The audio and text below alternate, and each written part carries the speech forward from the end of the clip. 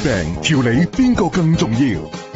今日我同大家科普一下，如果我喺個浴池裏邊養11條魚，我想問你養魚嘅好唔好，由乜嘢嚟決定？水嘅質量。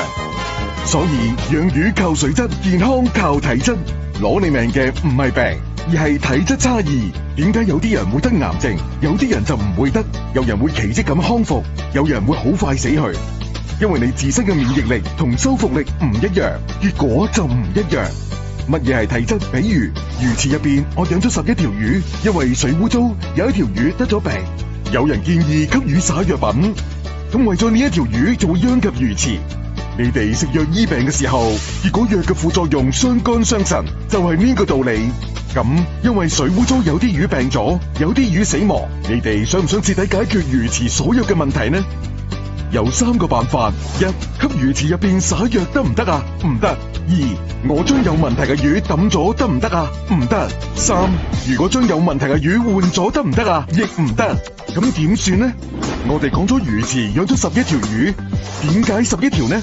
因為人體有5臟6腑，啱好係11個臟器。魚靠水養，5腑6臟係用乜嘢嚟養嘅呢？血養。所以去睇病，點解首先幫你做血檢？醫院嘅醫生將你血液嘅垃圾分類，油性嘅垃圾叫膽固醇一類，酸性嘅垃圾叫尿酸一類，化學嘅垃圾叫胺酶一類。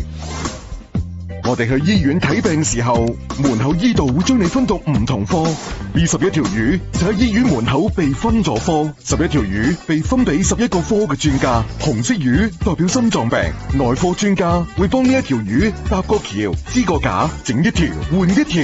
但係治療後血液有冇整乾淨呢？冇，所以話心臟病醫唔好，搭個橋仲會復發，因為血仲未換。黑色嘅魚代表腎病，專家就透析換腎，所以專家睇病主要有3招。第一招，幫魚池灑藥，讓所有嘅臟器嚟承受呢一個藥副作用。第二招就係將嗰啲得咗病嘅小魚全部抌晒，膽陽摘掉，子宮切除。你以為小魚抌咗就冇事噶啦？其實大魚遲早亦要倒霉，只不過大夫話嗰啲係後遺症。第3招換魚。大魚換成本太高，換小魚，嗰啲魚肝、腎、心臟，結果呢？你換完臟器能活幾日啊？大夫都唔夠膽保證，能活3年叫奇蹟。因為血液冇換，就如同將一條好嘅魚養喺污糟水池入邊，能活幾年唔叫奇蹟咩？咁我哋做健康行業嘅係做魚池嘅水調理，先調乜嘢啊？第一條觀念。觀念唔好，習慣難改，唔相信唔會改變。第二個要調嘅係習慣。魚池嘅垃圾係邊個引起噶？係你自己生活習慣、生活方式造成噶。第3個先至係你嘅身體。調養就係清理你魚池嘅垃圾。我哋喺幫顧客調養身體嘅時候，佢往往會覺得太耐。假如係個糖尿病患者，醫生好可能會話一世唔停藥。到我呢度調大概3個月到半年，顧客仲會話要咁耐㗎？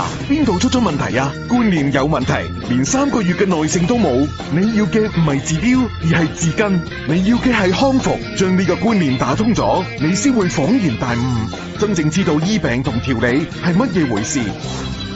我哋而家為咗病嘅魚唔灑藥，咁水池垃圾清理晒，換上好水，血液入邊嘅垃圾清理乾淨，其他嘅魚先能受益。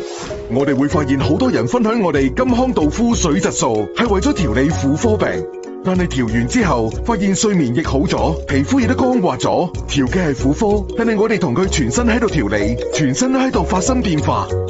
調呢條魚嘅同時，其他嘅魚亦都跟住受益。呢個就係點解治病越治病越多，調理呢個病越調病越少。